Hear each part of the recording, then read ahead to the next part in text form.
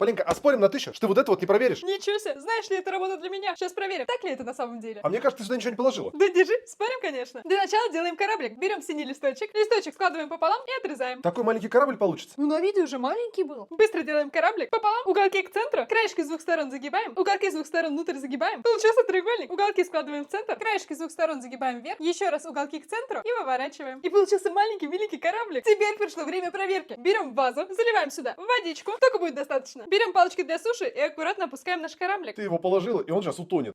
Нет. Миссия провалена. Наш кораблик двигаем к центру, берем вазу, накрываем кораблик и начинаем опускать наш кораблик на самое дно. Реально, он опускается на дно. Он на дне вазы. Он действительно плавает на дне вазы, а тут вода. И плавно поднимаем. И смотри, наш кораблик сухой. Это физика. Бам! И денежки мои.